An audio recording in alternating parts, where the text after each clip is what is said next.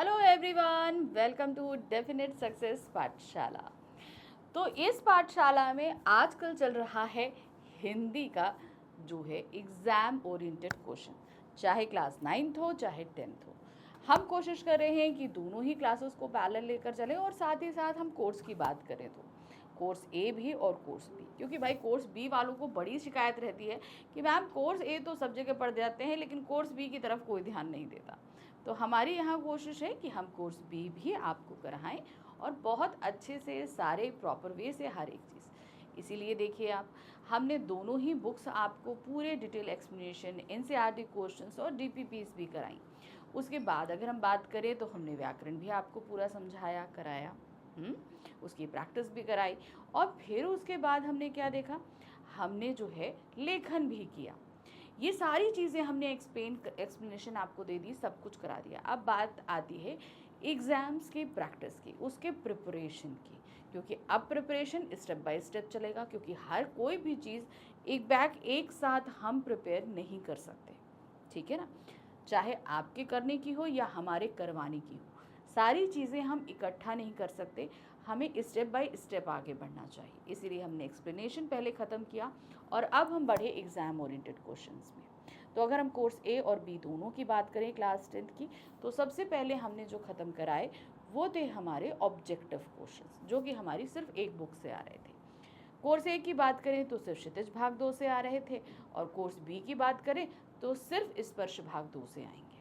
तो इसीलिए हम सबसे पहले जो हमने काम किया, इस बुक के काव्य खंड के और गद्य खंड के हम आपको करा दे रहे हैं मल्टीपल चॉइस क्वेश्चन, जो कि आने वाले हैं गद्यांश और पद्यांश आधारित प्रश्न। अब आप बोलोगे कि मैम ये तो आ ही सिर्फ 10 मार्क्स के रहे, तो उसके लिए इतनी प्रिपरेशन। 10 मार्क्स भी बहुत मायने रखते हैं, आप सभी अच्छी तरीके से जानते हो। हम एक बार चैप्टर पढ़ चुके हैं, जब हम एमसीक्यूज रेडी करेंगे तो एक तरीके से हमारा वो चैप्टर दोबारा हमारा रिवाइज होगा। अभी हम फिर इनके जब करेंगे मोस्ट इम्पॉर्टेंट क्वेश्चन यानी कि सब्जेक्टिव क्वेश्चन, तो हमारा वो चैप्टर फिर से रिवाइज होगा। इसलिए हमें एक्स्ट्रा एफर्ट्स नहीं लगाने पड़ेंगे ड्यूरिंग एग्ज़ाम, क्योंकि तब हम क्या करेंगे, हम सैम्पल पेपर्स हैं, PYQs हैं और बहुत सारे मैराथन्स करेंगे, जिनके थ्रू हम अपने क्वेश्चंस सॉल्व करेंगे, ठीक है। तो वो हमारी प्रैक्टिस होती रहेगी, ठीक। तो चलिए, जैसा कि हमने कहा कि आजकल हम करा रहे हैं class 10th Hindi course B की बुक है स्पर्श भाग 2, उसके बहुविकल्पीय प्रश्न। तो बात करें अगर इस बुक की, तो इसमें सबसे पहले जो स्टार्टिंग के 7 चैप्टर्स हैं वो आपके काव्य खंड के आते हैं, जिनके हम आपको बहुविकल्पीय करा दिए, हमने ख़त्म हो गए।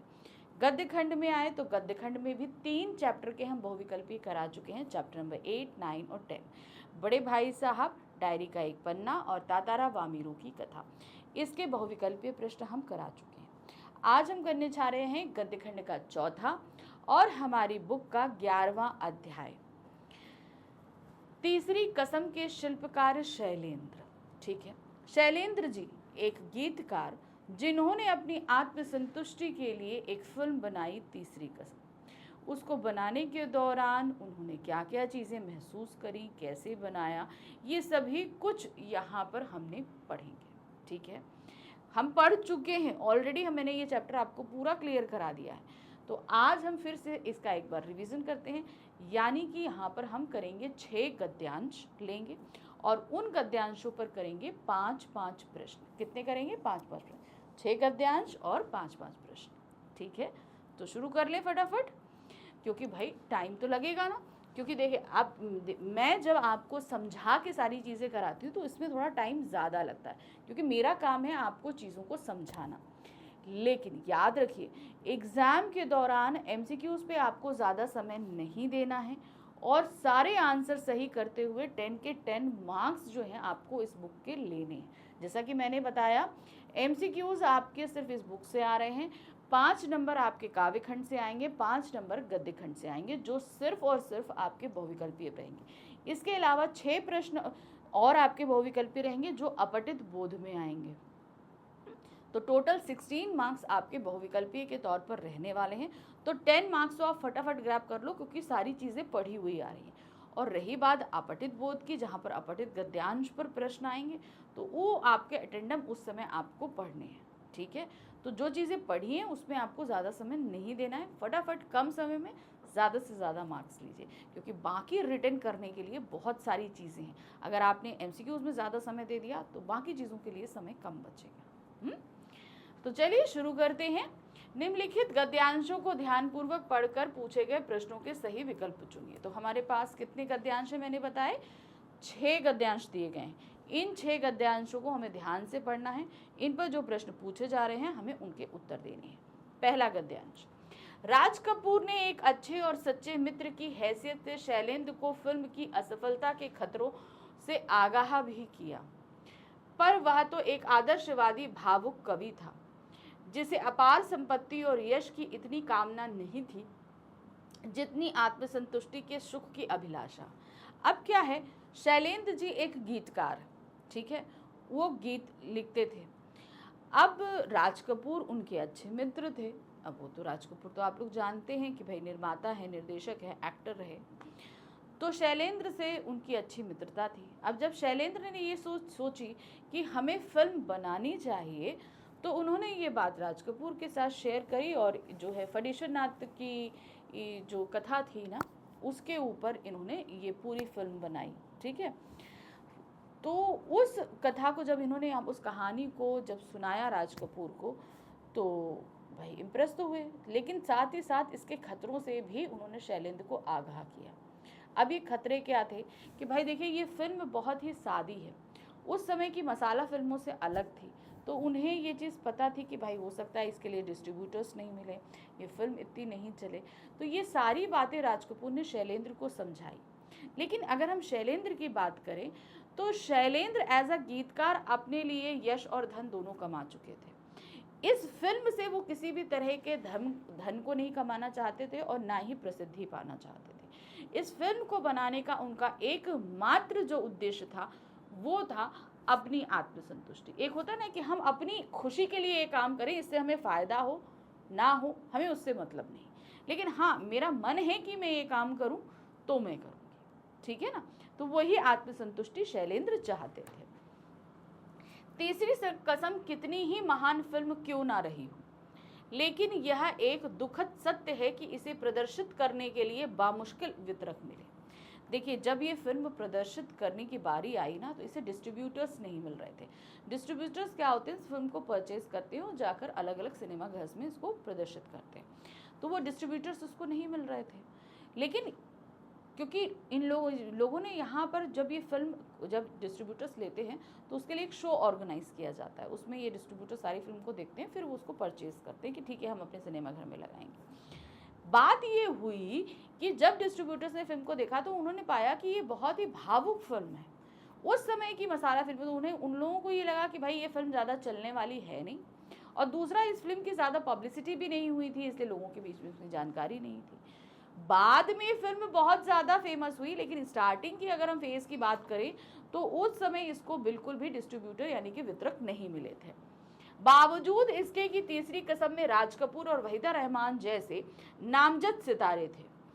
शंकर जयकिशन का संगीत था जिनकी लोकप्रियता उन दिनों 7वें आसमान पे थी, और इसके गीत भी फिल्म के प्रदर्शन के पूर्व ही बेहद लोकप्रिय हो चुके थे। तो समझ में आया, मतलब लोगों को ये बताया जा चुका था कि इस फिल्म में नामचीन जो है कलाकार हैं, वो नामचीन कलाकार उस समय के एशिया के शोमैन राज कपूर थे, वहीदा रहमान थी, शंकर जयकिशन का संगीत था, जो अपने आप में इतनी बड़ी बात थी कि ये सारा कॉम्बिनेशन अगर किसी फिल्म में हो तो वो हाथों हाथ बिक जाए।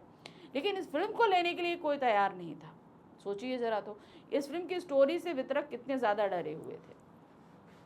और रही बात अगर इसके गानों की, तो इसके गाने जो हैं फिल्म के प्रदर्शित होने से पहले ही बहुत ज़्यादा फेमस हो चुके थे, लेकिन इस फिल्म को खरीदने वाला कोई नहीं था, मतलब कोई डिस्ट्रीब्यूटर इसको खरीद ही नहीं रहा था। एक सबसे बड़ी बात ये थी। दरअसल इस फिल्म की संवेदना किसी 2 से 4 बनाने वाले का गणित जानने वाले की समझ के परे था। अब देखिए, जो वितरक होते हैं, वितरक यानी कि डिस्ट्रीब्यूटर्स होते हैं, वो फिल्म को क्यों खरीदते हैं? क्योंकि हम जितना पैसा देकर इस फिल्म को खरीद रहे हैं, कम से कम नहीं उससे 4 गुना हमें इससे प्रॉफिट हो, ठीक है, इसलिए खरीदते हैं। लेकिन क्या हुआ कि जब इस फिल्म को वितरकों ने देखा तो उन्होंने ये पाया कि ये फिल्म जिस इमोशंस पे बेस्ड है, शायद आम जनता को ये इमोशन समझ में नहीं आएंगे। समझ नहीं आएंगे तो हमारा पैसा डूब जाएगा, इसीलिए उन्होंने खरीदा नहीं। यही बात यहाँ पर कही गई है कि जो लोग बिजनेस माइंडेड होते हैं, 2 पैसे से 4 पैसा कमाना जानते हैं, वो इस फिल्म के इमोशंस को समझ नहीं पा रहे थे। उन्हें इसमें प्रॉफिट दिखाई नहीं दे रहा था, इसलिए वो इस फिल्म को खरीदना नहीं चाहते थे। उसमें रची बसी करुणा तराजू पर तौली जा सकने वाली चीज नहीं थी। तीसरी कसम फिल्म अगर आप भी देखोगे ना, हो सकता है आपको थोड़ी सी बोरियत लगे, लेकिन उसमें जो संवेदनाएं, भावनाएं थी, उसे हम किसी तराजू पे रख के नहीं तोड़ सकते थे कि नहीं हमें इतना फायदा होगा, इतना फायदा नहीं होगा। इसीलिए बामुश्किल जब तीसरी कसम रिलीज हुई तो इसका कोई प्रचार नहीं हुआ। जैसे मैंने बताया ना, फिल्म प्रदर्शित होने से पहले, आजकल तो आप देखते हो बहुत ज़्यादा जो है प्रचार प्रसार के बहुत ज़्यादा जरिए हैं, लेकिन पहले इतने नहीं होते थे। लेकिन जितने भी थे उसमें भी इसको प्रचारित, यानी कि इसके विज्ञापन कहीं चले ही नहीं, लोगों को पता ही नहीं चला कि ऐसी कोई फिल्म आने वाली है। फिल्म कब आई कब चली गई मालूम ही नहीं पड़ा। भाई जब इसकी पब्लिसिटी नहीं हुई तो लोगों को पता ही नहीं चला कि भाई कौन सी फिल्म आई है, कौन सी नहीं आई है, क्या है।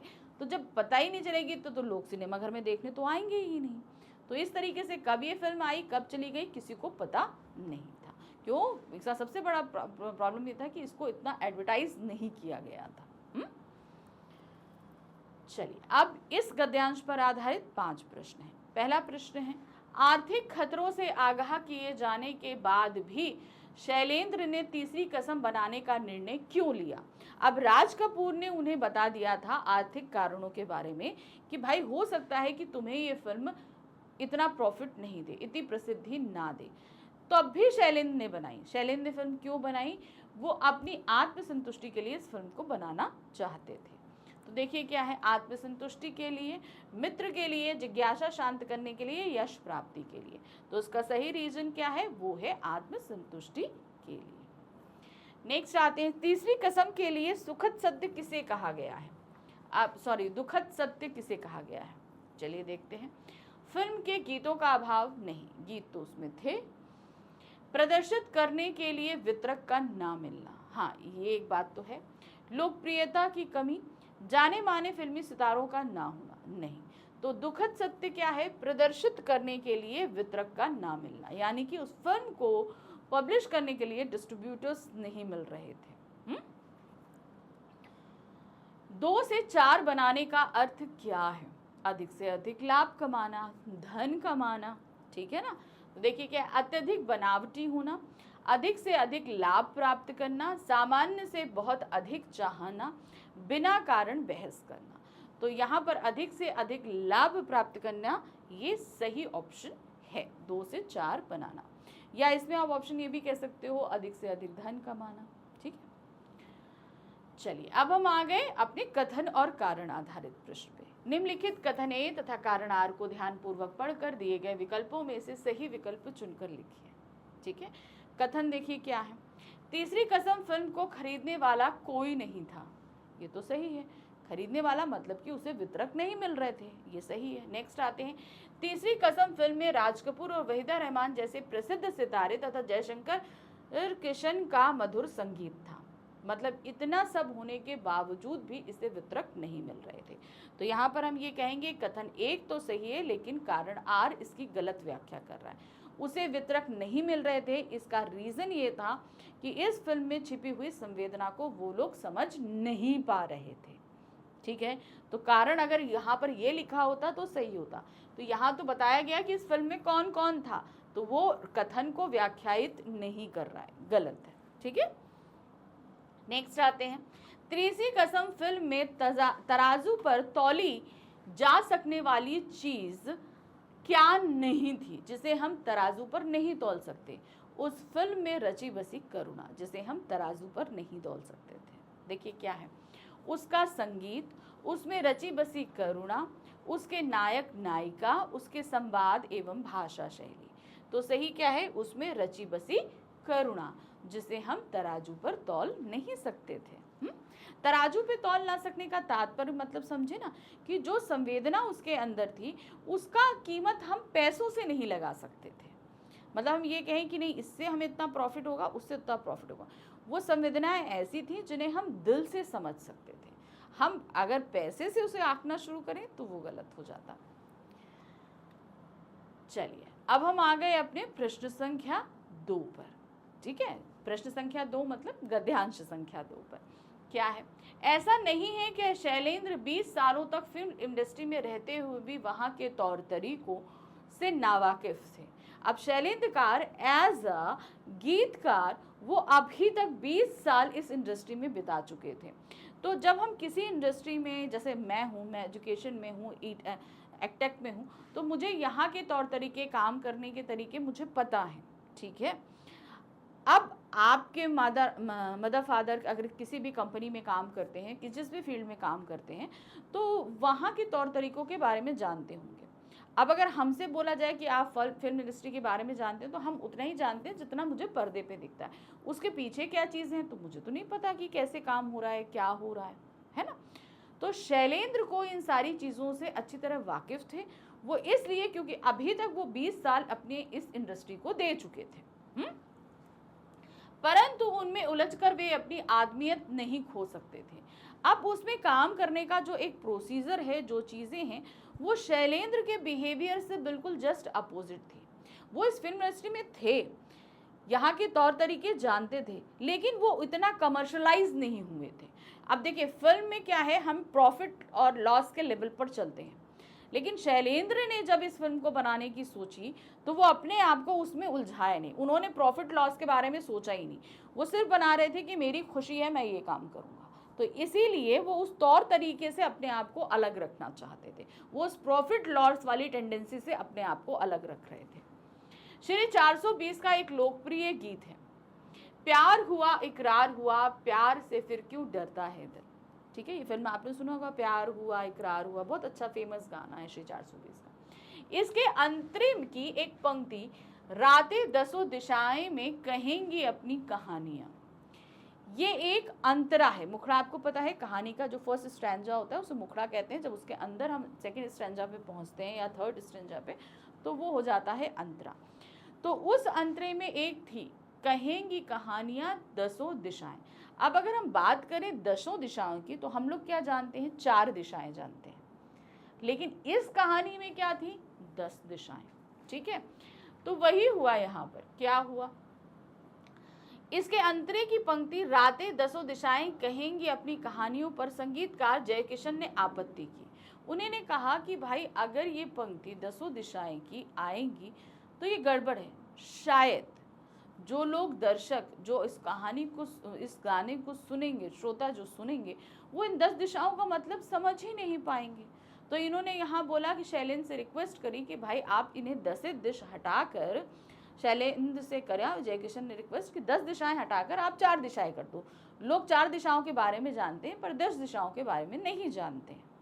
लेकिन शैलेंद्र ने मना कर दिया कि भाई जो चीज़ें जैसी हैं अगर हम लोगों को बताएंगे नहीं तो लोग जानेंगे कैसे। सिंपल सी एक चीज़ है ना, मान लीजिए हमारे पास नॉलेज है, ठीक है, हम बहुत सारी चीज़ें जानते हैं, मगर अगर हम उसे आपके साथ शेयर नहीं करेंगे तो वो नॉलेज मेरे तक आकर तो बेकार है ना। वो नॉलेज और आगे बढ़नी चाहिए ना, तो आप तक वो पहुंचनी चाहिए। तो इसी कॉन्सेप्ट पे शैलेंद्र काम करते थे कि अगर मैं किसी चीज़ की नॉलेज रखता हूँ तो भाई अगर मुझे सबको बताना चाहिए तो लोग भी जानेंगे। इसीलिए उन्होंने उस लाइन को बदलने से मना कर दिया कि मैं ये 10 दिशाओं को 4 दिशाएं नहीं करूँगा। देखिए क्या है, 10, अब उनका ख्याल था कि दर्शक 4 दिशाएं तो समझ सकते हैं, 10 दिशाएं नहीं। ठीक है, ये किसका मानना था, शंकर जयकिशन का। लेकिन शैलेंद्र परिवर्तन के लिए तैयार नहीं हुए। उन्होंने कहा कि भाई हम तो नहीं चेंज करेंगे। उनका दृढ़ मंतव्य था कि दर्शकों की रुचि की आड़ में हमें उथलेपन को उन पर नहीं थोपना चाहिए। समझ में आया? उन्होंने कहा रुचि की आड़ में, भाई सामने वाले को क्या इंटरेस्ट है, उसका इंटरेस्ट वहीं तक सीमित होता है जितनी उसकी नॉलेज है। सिंपल सी एक चीज़ है। अगर हम ये कहें कि आप घर में रहते हो, आप दाल चावल सब्जी रोटी से ही अगर वाकिफ़ हो तो ठीक है, लेकिन जब तक बाहर नहीं निकलोगे तो बाहर की फूडिंग के बारे में आपको नहीं पता होगा कि भाई क्या होता है छोला भटूरा, क्या होता है पाव भाजी, क्या होता है टिक्की छोले, आपको नहीं पता चलेगा। जाहिर सी बात है, हम जब हमारे पास जो चीज़ें हैं, जब हमारा इंटरेस्ट बढ़ेगा तो धीरे धीरे हम चीज़ों के बारे में जानेंगे। तो वही चीज़ उन्होंने कहा कि भाई हम दर्शकों की रुचि की आड़ में हमेशा उतलेपन को उन पर नहीं थोपेंगे, सिर्फ सतही चीज़ नहीं बताएंगे, हमें उनकी गहराई भी बतानी है। अब आप बोलोगे कि मैम हम भी 4 दिशाएं जानते हैं। अब जैसे आप जाते हो ईस्ट वेस्ट नॉर्थ साउथ, ठीक है, पूरब पश्चिम उत्तर दक्षिण। अब यहाँ पर अगर हम इसको देखें, आप बोलोगे ना 10 दिशाएं मैम कैसे बन रही हैं, सिंपल सा है। अब ये आपका, जैसे आपकी ये 4 दिशाएं हैं, ठीक है, ये आपका हो गया ईस्ट वेस्ट नॉर्थ और साउथ, ये 4 दिशाओं से आप वाकिफ हैं। अब इसी को तुम ऐसे कर लो, हो गई 8, हो गई ना 8। अब उसी में ये हो जाएगा नॉर्थ ईस्ट, है ना, आपका ये क्या हो गया, नॉर्थ ईस्ट हो गया, हुआ ना। फिर उसी के आओ तो यहाँ पर आपका ईस्ट हो गया, साउथ ईस्ट हो गया, समझ में आया। उसी तरीके से साउथ वेस्ट हो गया, नॉर्थ वेस्ट हो गया, हुआ कि नहीं हुआ। तो इस तरीके से जो है वो उन्होंने बोला कि भाई हम अगर दर्शकों को इस चीज़ की नॉलेज नहीं देंगे तो वो कैसे समझेंगे, सिंपल सी चीज़ है ना, हमें वो चीज़ें दर्शकों को नॉलेज देनी है। कलाकार का यह कर्तव्य भी है कि वो उपभोक्ता की रुचियों का परिष्कार करने का प्रयत्न करे, कि सामने वाला जो चाहता है हम उसे एज इट इज ना परोस के उससे अच्छी चीज उसके सामने रखें, ये एक कलाकार का काम होता है। चलिए इस गद्यांश पे अब आपके पास 5 प्रश्न हैं। पहला प्रश्न है, संगीतकार जयकिशन ने शैलेंद्र की किस बात पर आपत्ति करी, कौन सी ऐसी बात पे जिस पे उन्होंने आपत्ति करी, देखते हैं। गीत के अंतरे की पंक्ति पर, सही है, गीत के अंतरे की पंक्ति पर आपत्ति करी थी। फिल्म बनाने पर, उचित नायक नायिका के चुनाव ना करने पर, दर्शकों की रुचि के विरोध पर। तो सही यहाँ पर क्या है, वो है गीत के अंतरे की पंक्ति पर। नेक्स्ट आते हैं, शैलेंद्र किस परिवर्तन के लिए तैयार नहीं हुए, वो गीत की 10 दिशाओं को 4 दिशाएं करने के एक ख्याल पर तैयार नहीं हुए थे, ठीक है। देखिए क्या है, गीत में 10 दिशाओं के स्थान पर 4 दिशाएं शब्द करने पर, बिल्कुल सही है। नेक्स्ट आते हैं, जयकिशन को फिल्म का गीतकार बनाने पर। नेक्स्ट है, अपने सिद्धांतों को बदलने पर, समाज या दर्शक के अनुसार चलने पर। तो सही क्या है, गीत में 10 दिशाएं के स्थान पर 4 दिशाएं शब्द करने पर वो तैयार नहीं हुए थे, ठीक। नेक्स्ट आते हैं, शैलेंद्र के अनुसार कलाकार का क्या कर्तव्य है, कोई भी अगर एक कलाकार है उसका क्या कर्तव्य होता है। चलिए देखें, उपभोक्ता पर अपना उथलापन थोपना नहीं, उपभोक्ता की रुचि का परिष्कार करना, सही, ये सही है। आगे आते हैं, उपभोक्ता को स्वतंत्र छोड़ देना या उपभोक्ता से दूरी बनाकर रखना। तो सही क्या है यहाँ पर, उपभोक्ता की रुचियों का परिष्कार करना। संगीतकार जयकिशन ने अपनी बात स्पष्ट करने के लिए क्या कहा, अब उन्होंने अपनी बात को स्पष्ट करने के लिए क्या कहा था, दर्शक को रुचि के अनुसार समझाना चाहिए, दर्शक को की सोच सीमित होती है, दर्शक 4 दिशाएं तो समझ सकते हैं 10 दिशाएं नहीं, ये बात तो उन्होंने कही थी, जयकिशन ने कही थी ना। दर्शक केवल मनोरंजन के लिए संगीत सुनता है, तो उन्होंने क्या बोला था कि भाई दर्शक 4 दिशाएं तो समझ सकते हैं पर 10 दिशाएं उन्हें समझ में नहीं आएंगी। भाई हम भी अगर सॉन्ग सुनते हैं तो हम इतना दिमाग तो लगाते नहीं कि भाई इस शब्द का क्या अर्थ है, सुनने में अच्छा लगा हम सुनते जा रहे हैं। तो वहीं पर इन्होंने चीज़ कही कि भाई जो शब्द आपके सामने आ रहा है उसका अर्थ वो समझ नहीं पाएंगे, तो शायद इतना जो है ये गाना फेमस ना हो पाए। लेकिन ऐसा नहीं हुआ, उन्होंने नहीं बदला और गाना देखिए तब भी बहुत फेमस हुआ ना, बहुत फेमस। चलिए अब यहाँ पर हमारे सामने वक्तव्य है और उस पर आधारित हमारे पास प्रश्न भी है। क्या है, निम्नलिखित में से कौन सा वाक्य है जो शैलेंद्र के उस मंतव्य को दर्शाता है जो अन्य फिल्मकारों से उन्हें अलग करता है। 4 वक्तव्य हैं। अब बताना है कि शैलेंद्र की सोच और बाकी जो फिल्मकार हैं उनसे अलग है। देखते हैं, पहला, शैलेंद्र फिल्म जगत के तौर तरीके नहीं जानते थे, नहीं वो जानते थे, ठीक है। उन्होंने अपने एक गीत पर संगीतकार शंकर जयकिशन की आपत्ति स्वीकार कर ली थी, बिल्कुल भी उन्होंने स्वीकार नहीं करी थी, उन्होंने मना कर दिया था कि मैं चेंज नहीं करूंगा, ठीक। नेक्स्ट है, दर्शकों की रुचियों का परिष्कार करने का प्रयत्न नहीं करना चाहिए, उन्होंने कहा था दर्शकों की रुचियों का परिष्कार करना चाहिए, ठीक है। नेक्स्ट आते हैं, दर्शकों की रुचि का बहाना लेकर कलाकार को उन पर उथलापन नहीं थोपना चाहिए, ये बात उन्होंने कही थी। तो इसका मतलब है कि सिर्फ नंबर 4 वाला जो है वो उन्हें बाकी फिल्मकारों से अलग करता है।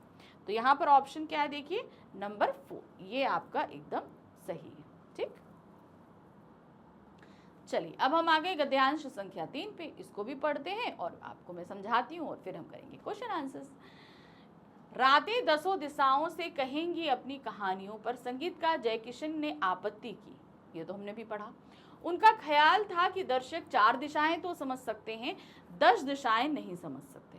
ठीक, लेकिन शैलेंद्र परिवर्तन के लिए तैयार नहीं हुए। उन्होंने उन 10 दिशाओं को 4 दिशाओं में तब्दील नहीं किया, मना कर दिया। उनका दृढ़ मंतव्य था कि दर्शकों की रुचि की आड़ में हमें उथलेपन को उन पर नहीं थोपना चाहिए। यानी कि उथलेपन का तात्पर्य होता है कि जो सतही नॉलेज है सिर्फ उतना ही नहीं देना, उन्हें डीपली नॉलेज भी दीजिए ना। कलाकार का यह कर्तव्य भी है कि वो उपभोक्ता की रुचियों का परिष्कार करने का प्रयत्न करे।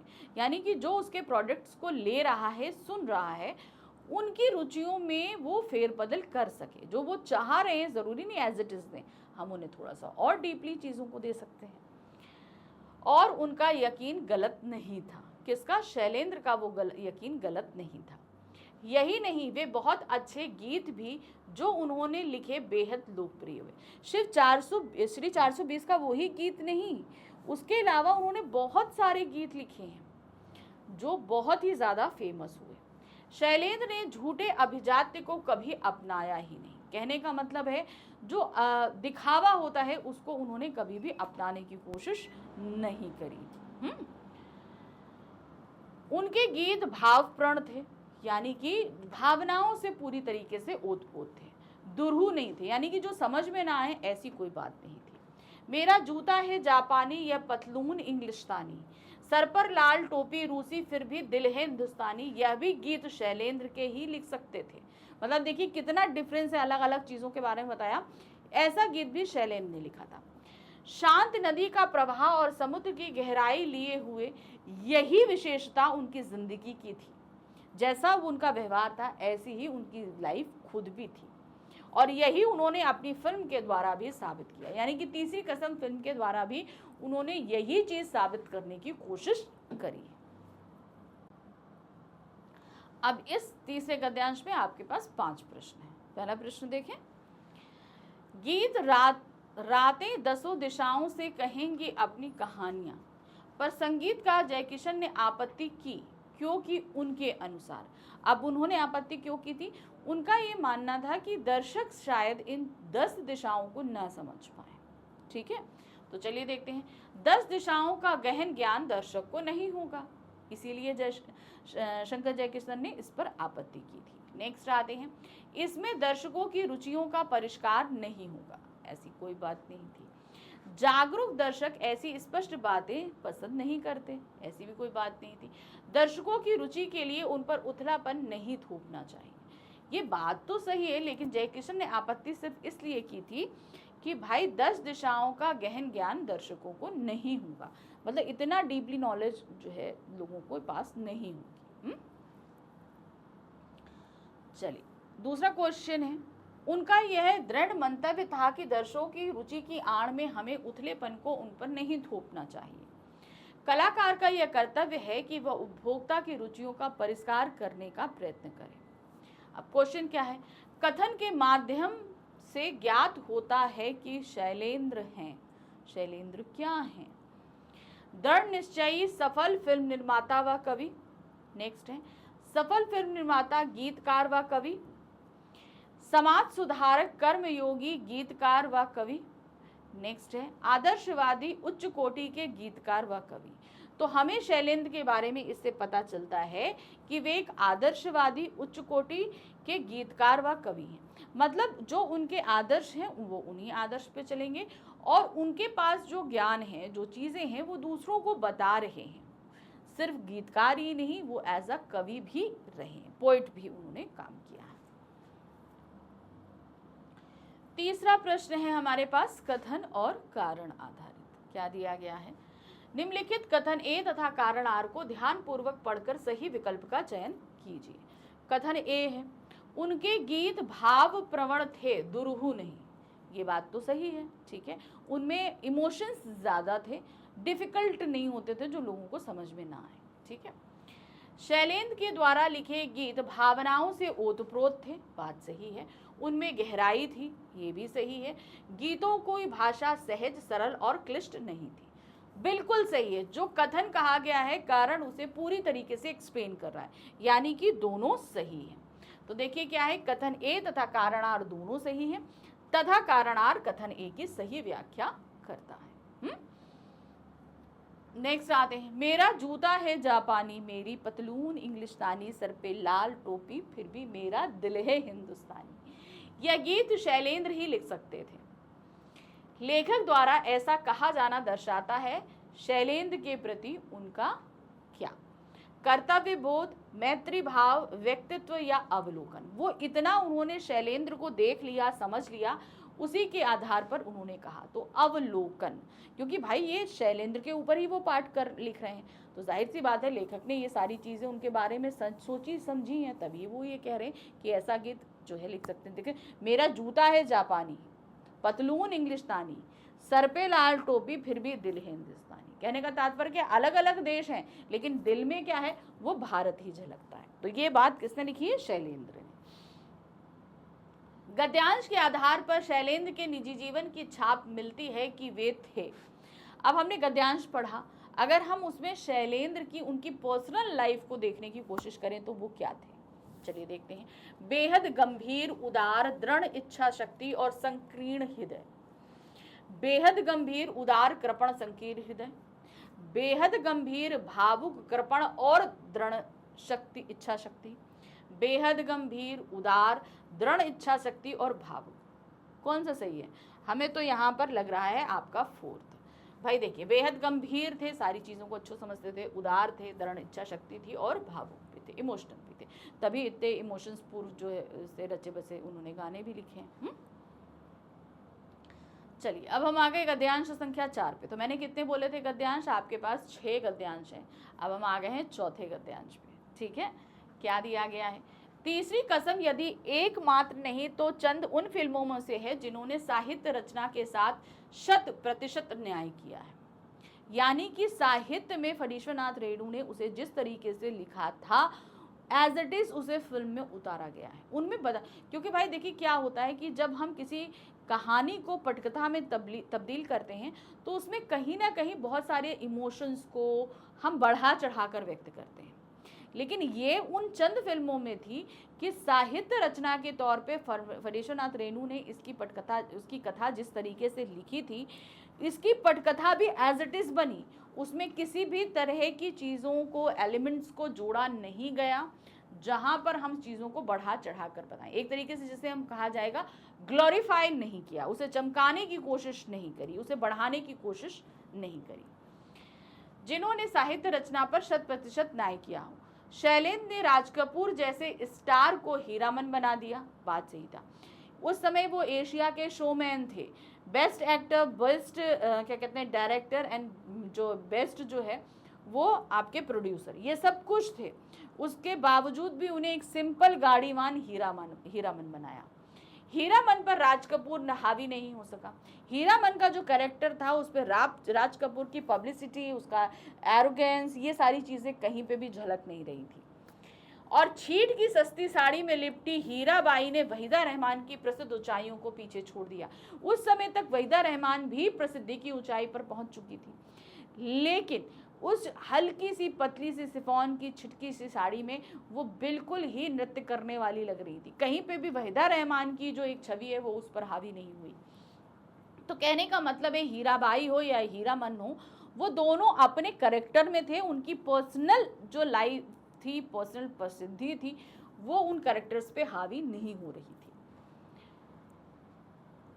कजरी नदी के किनारे उकड़ू बैठा हीरामन जब गीत गाते हुए हीराबाई से पूछता है, मन समझती है ना आप, है ना, मन यानी कि मन की बात समझती है ना आप, तब हीराबाई जुबान से नहीं आंखों से बोलती है।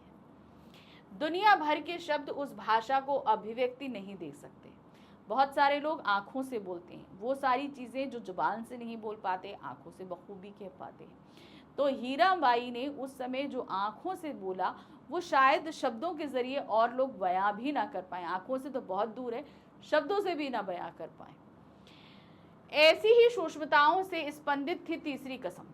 ठीक है, अपनी मस्ती में डूबकर झूमते गाते गाड़ी वान चलत मुसाफिर मोह लिया रे पिंजड़े वाली मुनिया, ये गाना भी अपने आप में बहुत फेमस हुआ। टप्पर गाड़ी में हीराबाई को जाते हुए देखकर उनके पीछे दौड़ते गाते बच्चों का हुजूम, लाली लाली डोरी में लारी रे दुल्हनिया, एक नौटंकी बाई में अपनापन खोज लेने वाला सरल हृदय गाड़ीवान, अभावों की जिंदगी जीते लोगों के सपनीले कह कहे। तो इस फिल्म में सादगी के साथ भावनाओं का ऐसा प्रवाह था जो शायद हमें आजकल की फिल्मों में देखने को भी ना मिले। चलिए अब इस पर देखते हैं 5 प्रश्न। पहला है, राज कपूर जैसे स्टार को हीरामन बना देने का क्या परिणाम हुआ? क्या परिणाम हुआ? राज कपूर की अपनी प्रसिद्धि, अपनी पर्सनालिटी हीरामन पर हावी नहीं हो पाई थी। हीरामन पर राज कपूर हावी हो गए थे? बिल्कुल नहीं। हीरामन पर राज कपूर हावी नहीं हो सका था, सही है। राज कपूर हीरामन के चरित्र के साथ न्याय नहीं कर पाए? नहीं। राज कपूर और हीरामन दोनों का व्यक्तित्व तो अलग अलग रहा। यहाँ पर हम आएंगे सेकेंड ऑप्शन में, वो था हीरामन पर राज कपूर हावी नहीं हो पाया। नेक्स्ट है, हीरामन की बात का उत्तर हीराबाई ने कैसे दिया था? कैसे दिया था उसने उत्तर? आंखों से दिया था। किस तरीके से? आंखों से दिया था। क्रोध से, आंखों से, मुख से या दुख से? तो सही क्या है? आंखों से दिया था। नेक्स्ट आते हैं, वहीदा रहमान की प्रसिद्ध ऊंचाइयों को किसने पीछे छोड़ दिया था? हीराबाई ने। किसने? हीराबाई के चरित्र ने, हीरामन ने, शैलेंद्र ने या राज कपूर ने? किसने छोड़ा था? वो था हीराबाई के चरित्र ने। नेक्स्ट आते हैं, तीसरी कसम फिल्म में किसका वर्णन हुआ है? अब आपको बताना है तीसरी कसम फिल्म में वर्णन किस चीज का हुआ। ऑप्शंस देखेंगे पहले, ठीक है। सरल हृदय वाले गाड़ीवान का, बिल्कुल सही है। अभावों में जीवन जीते लोगों का, जिनके पास पूरे रिसोर्सेज नहीं होते उस तरीके से, जैसे हीरामन था। नौटंकी की बाई हीराबाई का, ये भी सही है। उपर्युक्त सभी, तो हम कहाँ लगाएंगे? उपर्युक्त सभी। इन सभी का वर्णन जो है वो तीसरी कसम फिल्म में किया गया है। चलिए अब 5वां प्रश्न हमारा कथन और कारण आधारित है। पढ़ लें, देख लें। देखिए क्या है, कथन ए तथा कारण आर को ध्यान पूर्वक पढ़कर दिए गए विकल्पों में से कोई एक सही विकल्प चुनिए। ठीक है, अब यहाँ क्या दिया गया है? कथन ए, हीरामन पर राज कपूर हावी नहीं हो सका। तो ये बात तो सही है, हीरामन पे राज कपूर हावी नहीं हुआ था। देखते हैं, राज कपूर अत्यंत प्रसिद्ध, अनुभवी और कुशल कलाकार थे। इस फिल्म गाड़ीवान हीरामन की भूमिका में विशुद्ध देहाती गाड़ीवान लगते थे, यानी कि पूरी तरीके से वो, उनकी जो प्रसिद्धि थी वो उन पर हावी नहीं थी और एकदम गाड़ीवान ही लग रहे थे। तो यहाँ पर कथन ए सही है और कारण आर इसकी सही व्याख्या कर रहा है। तो देखिए क्या, कथन ए और कारण आर दोनों सही है तथा कारण आर कथन ए की सही व्याख्या करता है। चलिए आगे बढ़े, प्रश्न संख्या 5 है। यहाँ क्या दिया गया है? हमारी फिल्मों की सबसे बड़ी कमजोरी होती है लोक तत्व का अभाव। ठीक है, ये चीज अभी लेखक कह रहे हैं कि लोक तत्व, जो हमारे बेसिक जो नॉलेज है उस चीज का अभाव रहता है, वे जिंदगी से दूर होती है। ऐसी बात है, हम में बहुत सारे लोग हैं अपनी लाइफ में एक फैंटेसी जीते हैं। फैंटेसी का तात्पर्य है कि भाई हम कुछ अलग हों, स्पेशल हों। हम अपनी रियलिस्टिक चीज़ों को फिल्मों में नहीं देखना चाहते। कारण ये है कि भाई हम अपनी रियल लाइफ तो जी ही रहे हैं। एक हमारी सोच तो ये होती है कि हम अपनी रियल लाइफ तो जी रहे हैं, लेकिन अगर फिल्म में भी हम वही चीज़ देखेंगे तो हमें क्या बदलाव दिखेगा? तो फिल्म में वो चीज़ें रियलिटी से हटकर देखना चाहते हैं, वही होता है लोक तत्व। यानी कि हमारी जो बेसिक चीज़ें हैं, जो हम अपनी रूटीन लाइफ में जी रहे हैं, संघर्ष है, ये सारी चीज़ें हम फिल्म में नहीं देखना चाहते। फिल्म में एक फैंटेसी देखना चाहते हैं जो एक्चुअल हमारी लाइफ में नहीं होता। समझ में आया? तो यदि त्रासद स्थितियों का चित्रांकन होता है तो उन्हें ग्लोरीफाई किया जाता है। कहने का मतलब है, अगर कहीं पे कुछ सैड सीन्स आते हैं, मान लीजिए फिल्म में कोई सैड सीन है, किसी का बेटा मर गया, किसी का पति मर गया, कुछ भी है, तो वहाँ पे दुखों को नॉर्मली जितना व्यक्त करना चाहिए उससे कुछ ज़्यादा बढ़ा चढ़ाकर व्यक्त किया जाता है। ग्लोरीफाई करना मतलब जो एक्चुअल जो भाव होता है उसको और ज़्यादा पॉलिश करके दिखाना। ठीक है ना? तो यहाँ पर वही चीज़ है, ग्लोरीफाई किया जाता है।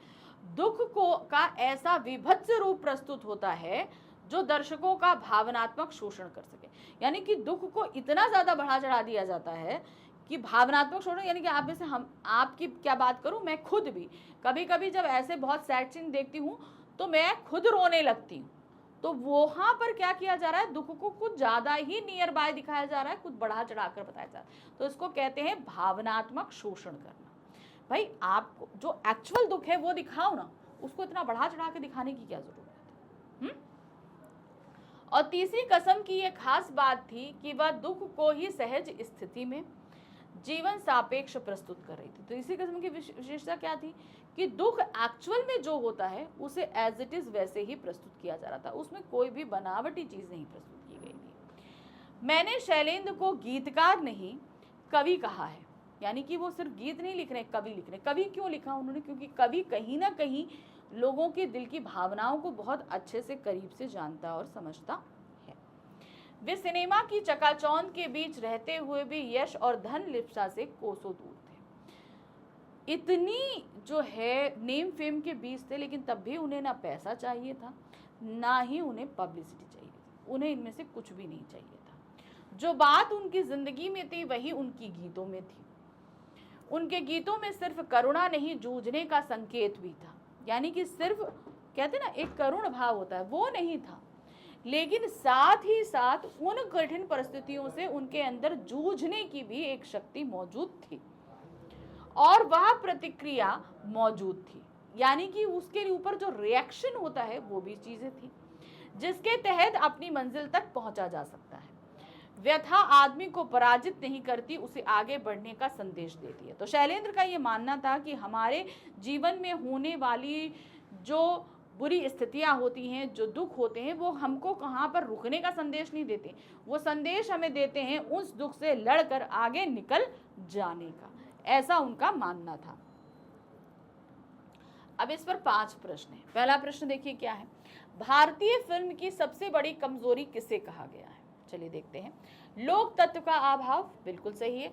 सुख की अतिशयता, नहीं। भावनाओं का अभाव या धन का अधिक व्यय। तो यहाँ पर एक चीज दी गई है, इसका अर्थ मैं आपको समझा देती हूँ। सुख की अतिशयता यानी कि सारी चीजें बहुत ही अच्छी अच्छी, अतिशयता मतलब तादाद से ज्यादा, है ना। तो ऑप्शंस यहाँ पर है लोक तत्व का अभाव। किस चीज, क्या चीज जो है वो कमजोरी होती है, उसमें लोक तत्व का अभाव रहता है। हमारी फिल्मों में त्रासद स्थितियों का चित्रांकन ग्लोरीफाई क्यों किया जाता है, दर्शकों के भावनात्मक शोषण के लिए। ठीक है, चलिए देखिए क्या है। दर्शक की रुचि को ध्यान में रखने के लिए, दर्शकों का भावनात्मक शोषण करने के लिए, सही है। अधिक सजीव प्रस्तुति करने के लिए, जीवन के आदर्श रूप का वर्णन करने के लिए। तो सही क्या है यहाँ पर, दर्शकों के भावनात्मक शोषण के लिए, उनको इमोशनली एक्सप्लॉइट करने की कोशिश करी जाती है। ठीक है। तीसरी कसम फिल्म की खास बात क्या है, चलिए देखते हैं। सुख की सहज स्थिति में प्रस्तुति, यानी कि सुख जैसा है वैसा ही दिखाया जा रहा है। दुख की सहज स्थिति में प्रस्तुति, जैसा दुख होता है रियल लाइफ में वैसा ही फिल्म में दिखाया गया था, बिल्कुल सही है। यही बात अभी हमने गद्यांश में पढ़ी थी। सुख दुख दोनों की सहज स्थिति का प्रस्तुति या दर्शक के अनुसार वर्णन। तो सही क्या है, दुख की सहज स्थिति में प्रस्तुति। ये विशेषता थी किसकी, तीसरी कसम फिल्म की। नॉर्मली सारी फिल्मों में दुख की स्थिति को ग्लोरीफाई किया जाता है, यानी कि उन्हें और बढ़ा चढ़ाकर दिखाया जाता है।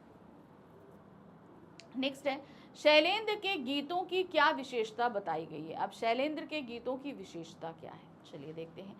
करुणा के साथ जूझने का संकेत, केवल दुखद स्थितियों का चित्रांकन नहीं, संगीतात्मकता का अभाव नहीं, क्लिष्ट भाषा शैली नहीं। तो शैलेंद्र की गीतों की विशेषता बताई गई है करुणा के साथ जूझने का संकेत, यानी कि हमें दुख है, हम उस दुख से लड़कर आगे निकलने का एक संदेश, हमको संकेत दिया जाता है कि जो स्थितियां हैं बुरी हैं, सही हैं, लेकिन हम इनसे आगे निकल सकते हैं। चलिए अब आगे प्रश्न संख्या 5 पे 4 वक्तव्य हैं, इनमें से खोजना हमें क्या है। निम्नलिखित में से कौन सा वाक्य तीसरी कसम की विशेषता को दर्शाता है। तीसरी कसम फिल्म की विशेषता हमें किस वक्तव्य द्वारा पता चल रही है। ऑप्शन देखिए, तीसरी कसम फिल्म में लोक तत्व का घोर अभाव था। नहीं, घोर तत्व उसमें था, यानी कि जितना भी लोक तत्व है वो उसमें मौजूद था। यह फिल्म लोक जीवन से कोसों दूर थी। नहीं, ये भी गलत है। तीसरी कसम में दर्शकों का भावनात्मक शोषण करने के लिए दुख का विभत्स रूप दर्शाया गया था। नहीं, उसमें जो नेचुरल होता है वही चीज दर्शाई की गई थी, तो ये भी गलत है। तीसरी कसम में दर्शकों का भावनात्मक शोषण नहीं किया गया था, ये बात बिल्कुल सही है। तो नंबर 4 सिर्फ सही है, यानी कि केवल चौथा वाला यहाँ पर सही है। चलिए, अब हम आ गए गद्यांश संख्या 6 पे। यहाँ क्या दिया गया है इसको भी देख लें, बहुत ध्यान से देखिए, इसीलिए मैं आपको हर एक चीज समझा रही हूँ ताकि क्या चीज प्रस्तुत की गई है ये आपको समझ में आनी चाहिए। अभिनय के दृष्टिकोण से तीसरी कसम राज कपूर की जिंदगी की सबसे हसीन फिल्म है, अगर अभिनय के तौर पर देखा जाए, क्योंकि वहां पर उन्होंने जो हीरामन का कैरेक्टर निभाया है वो जैसे लग रहा है नेचुरल, वो सही में अपनी रियल लाइफ में भी एक गाड़ीवान है, इसीलिए उसे सबसे हसीन फिल्म कहा गया। राज कपूर, जिन्हें समीक्षक और कला मर्मज्ञ आंखों से बात करने वाला कलाकार मानते हैं, यानी जो कहते हैं ना, जो क्रिटिक्स होते हैं, जो किसी भी फिल्म को देखते हैं, उसकी चीज़ों को अप्रिशिएट करते हैं, जो चीज़ें गलत हैं उनको बताते हैं, तो वो क्रिटिक्स जो है राज कपूर को क्या मानते थे कि वो आंखों से, उनकी आंखें जो हैं वो बात करती हैं, जो चीज़ें वो जुबान से नहीं कह पाते वो आंखों से व्यक्त हो जाती हैं। तीसरी कसम में मासूमियत के चरमोत्कर्ष को छूते हैं कौन? राज कपूर। अभिनेता राज कपूर जितनी ताकत के साथ तीसरी कसम में मौजूद हैं उतना जागते रहो में नहीं है। तो जागते रहो भी उनकी एक फिल्म थी, उतनी जो है उसमें कहते हैं उन्होंने इतनी अच्छी एक्टिंग नहीं करी जितनी अच्छी तीसरी कसम में करी थी। जागते रहो में राज कपूर के अभिनय को बहुत सराहा गया, लेकिन तीसरी कसम वह फिल्म है जिसे राज कपूर अभिनय नहीं करता, यानी कि उसमें राज कपूर में अभिनय की नहीं किया, अभिनय राज कपूर का अपना जो व्यक्तित्व है वो उसमें निकल कर आया है, वह हीरामन के साथ एकाकार हो गया, यानी कि हीरामन का जो व्यक्तित्व है उसमें राज कपूर पूरा आके मिल गए, उसमें राज कपूर में एक्टिंग नहीं करी है, राज कपूर ही हीरामन बन गए। खालिस देहाती भुच्च गाड़ीवान जो सिर्फ दिल की जुबान समझता है, दिमाग की नहीं, जिसके लिए मोहब्बत के सिवा किसी दूसरी चीज का कोई अर्थ नहीं है, यानी कि जो इमोशंस बेस्ड काम करता है। बहुत बड़ी बात यह है कि तीसरी कसम राज कपूर के अभिनय जीवन का वह मुकाम है जब वह एशिया के सबसे बड़े शोमैन के रूप में स्थापित हो चुके थे। जैसा कि मैंने भी थोड़ी देर पहले आपको बताया, उनका अपना व्यक्तित्व एक किदवंती बन चुका है। क्या बन चुका है? किदवंती। किदवंती का मतलब होता है कि पता नहीं ये बात सही है कि नहीं है कि नहीं है, जैसे बहुत सारे लोग जो हैं कई चीज़ों में डाउट करते हैं, तो वो चीज़ें। लेकिन तीसरी कसम में वहाँ महिमामय व्यक्तित्व पूरी तरह से हीरामन की आत्मा में उतर गया। तो मतलब राज कपूर जो है वो पूरी तरीके से किस में उतर गए थे? वो हीरामन के कैरेक्टर में उतर गए थे। चलिए, अब इस पर हमारे पास में है कितने? 5 प्रश्न। अब इन 5 प्रश्नों को देखते हैं। तीसरी कसम राज कपूर की जिंदगी की सबसे हसीन फिल्म किस दृष्टि से है? बताइए। पात्र एवं चरित्र की दृष्टि से, संवाद की दृष्टि से, संगीत की दृष्टि से या अभिनय की दृष्टि से? तो वो अभिनय की दृष्टि से सर्वश्रेष्ठ फिल्म है। ठीक, नेक्स्ट आते हैं, किस फिल्म में राज कपूर के अभिनय को बहुत सराहा गया? कौन सी फिल्म थी? तीसरी कसम, संगम, जागते रहो या मेरा नाम जोकर? तो सही ऑप्शन है आपका यहाँ पर जागते रहो। जागते रहो में सराहा गया, लेकिन क्या हुआ? तीसरी कसम में वो तो एकाकार हो गए ना। नेक्स्ट आते हैं, हीरामन गाड़ीवान की किस विशेषता की ओर संकेत किया गया है? हीरामन जो गाड़ीवान था, तीसरी कसम में जो कैरेक्टर था जिसे राज कपूर ने प्ले किया, उसकी विशेषता क्या बताई गई है? वह दिल की जुबान समझता है, मोहब्बत के सिवा किसी दूसरी चीज का अर्थ नहीं समझता। बिल्कुल सही है, दोनों सही हैं। पहला दूसरा दोनों, या केवल गाड़ी चलाना जानता है? तो यहाँ पर हम देखेंगे कि पहला और दूसरा दोनों सही है, तो हम थर्ड वाले में ऑप्शन में लगा देंगे। ठीक, नेक्स्ट आते हैं नंबर 4 पे। तीसरी कसम फिल्म में काम करने से पहले राज कपूर किस रूप में स्थापित हो चुके थे? एशिया के शोमैन के रूप में स्थापित हो चुके थे। किदवंती के रूप में, एशिया के सबसे बड़े शोमैन के रूप में, एशिया के सबसे बड़े अमीर व्यक्ति के रूप में, फिल्म इंडस्ट्री के सितारे के रूप में। तो सही ऑप्शन क्या है, वो एशिया के सबसे बड़े शोमैन के रूप में स्थापित हो चुके थे। चलिए अब आगे पांचवा प्रश्न, जो कि हमारा कथन और कारण आधारित है। क्या पूछा गया है, निम्नलिखित कथन ए तथा कारण आर को ध्यान पूर्वक पढ़कर दिए गए विकल्पों में से सही विकल्प चुनिए। ठीक है, कथन और कारण को पढ़ेंगे, फिर नीचे जो विकल्प है उसमें हम लगाएंगे। कथन देखिए क्या है, राज कपूर को आंखों से बात करने वाला कलाकार माना जाता था। ये बात तो बिल्कुल सही है, अपने आप में सही है। चलिए अब आ जाते हैं कारण आर पे। क्या दिया गया है, तीसरी कसम में अभिनय करते हुए राज कपूर उस मकाम पर पहुंच चुके थे जब वह एशिया के सबसे बड़े शोमैन के रूप में स्थापित हो चुके थे।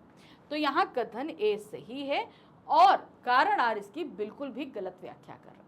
अगर वो आंखों से बात करने वाले थे तो इसके लिए उनकी फिल्म जो है तीसरी कसम का एग्जाम्पल देना चाहिए था। यहाँ शोमैन के स्थापित होने का कोई भी तर्क यहाँ नहीं बनता है। ठीक है, चलिए नेक्स्ट आते हैं।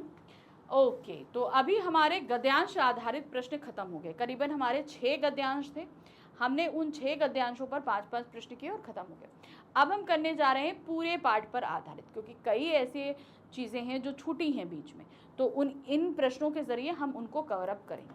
ठीक है, पहला प्रश्न है पाठ पर आधारित प्रश्नों का, किस फिल्म की सफलता पर राज कपूर उत्साहित थे? कौन सी ऐसी फिल्म थी जो बहुत ज्यादा सफल हुई और उसके सफल होने के बाद उन्होंने 6 और फिल्मों को अनाउंस किया था? क्या थी, कौन सी फिल्म? अजंता, संगम, सत्यम शिवम सुंदरम या मेरा नाम जोकर?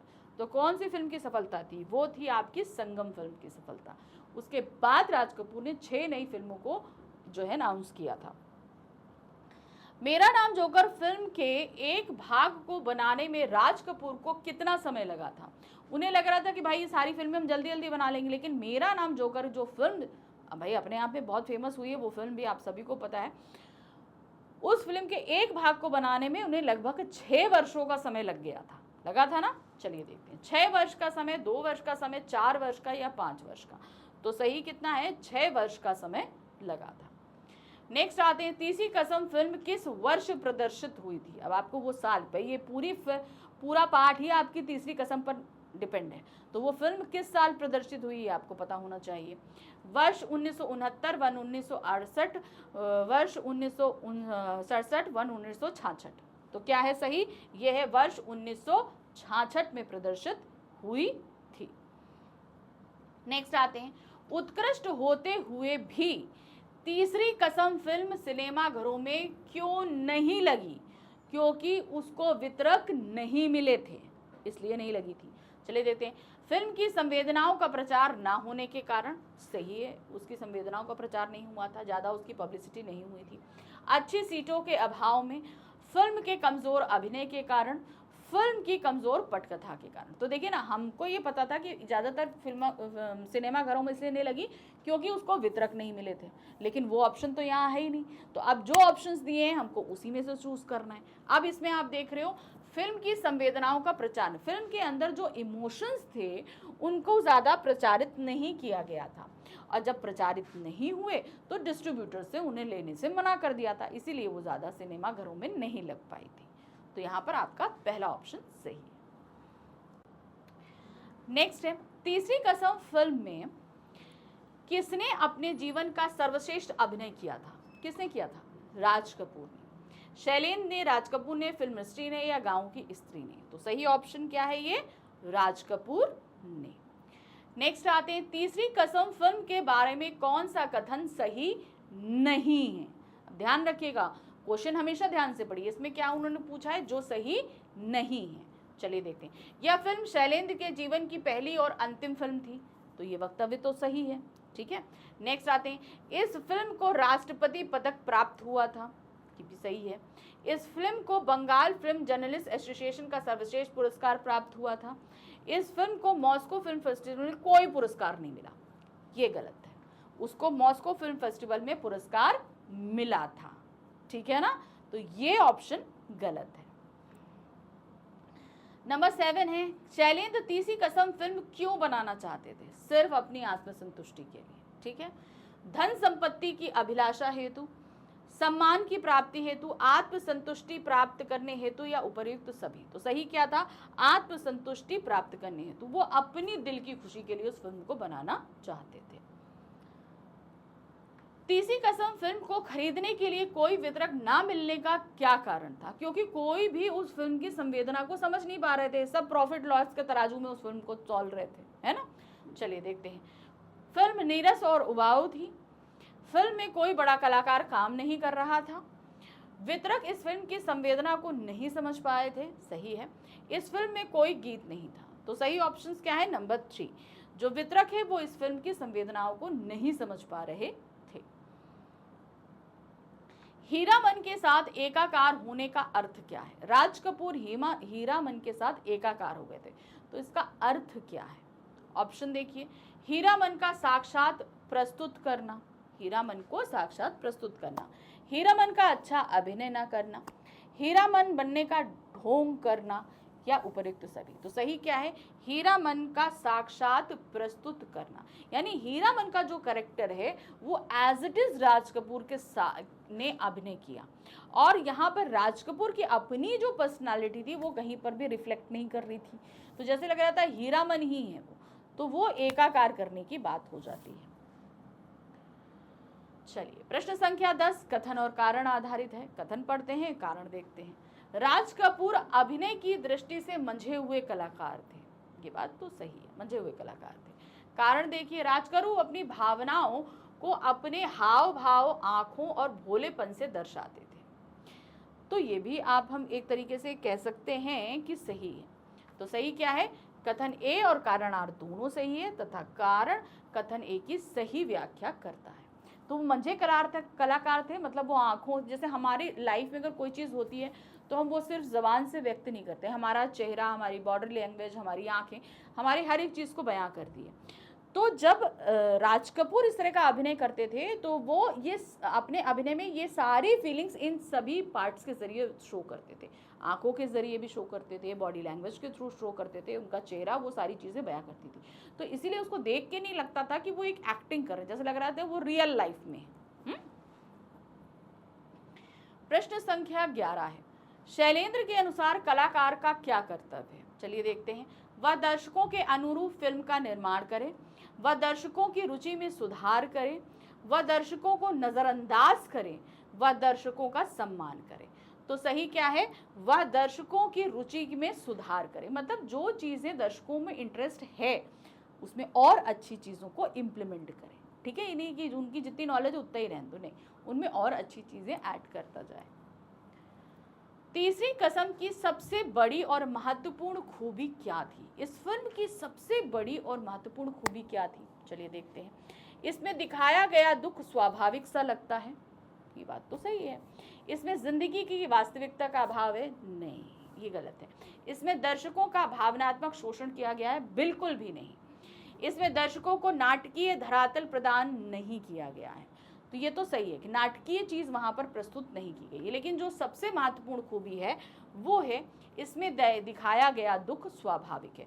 रियल लाइफ में हम लोग को जैसा दुख होता है वही चीज़ दिखाई गई है, उसको ग्लोरीफाई नहीं किया गया है।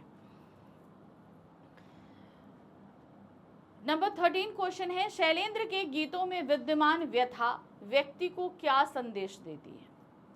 वो उन्हें करुणा से लड़कर आगे निकलने बढ़ने का संदेश देती है। देखिए क्या है, जीवन में आगे बढ़ने का, परजीवी जीवन जीने का, निराशा में मग्न रहने का, परहित का कार्य करने का। तो क्या है, वो जीवन में आगे बढ़ने की प्रेरणा देती है। ये नहीं कि हमारे जीवन में दुख आया तो हमारी लाइफ वहीं की वहीं खत्म हो जाए। वो गीत उन्हें आगे और ज़्यादा बढ़ने की कोशिश कराते हैं कि ठीक है, दुख तो सभी के जीवन में आता है, तुम इससे लड़ो और आगे निकलो, ये प्रेरणा देते हैं। प्रश्न संख्या 14 है, यहाँ पर 4 वक्तव्य हैं, इसमें हमें खोजना क्या है? खोजना है निम्नलिखित में से कौन सा वाक्य शैलेंद्र और तीसरी कसम के संबंध में दर्शाता है? शैलेंद्र और तीसरी कसम के संबंध में दर्शाता है, ठीक है। चलिए पढ़ते हैं। प्रसिद्ध गीतकार शैलेंद्र अधिक धन कमाने के लिए तीसरी कसम फिल्म बनाना चाहते थे, गलत, वो आत्मसंतुष्टि के लिए बनाना चाहते थे। तीसरी कसम बनाकर शैलेंद्र सम्मान प्राप्त करना चाहते थे, नहीं, ये भी गलत।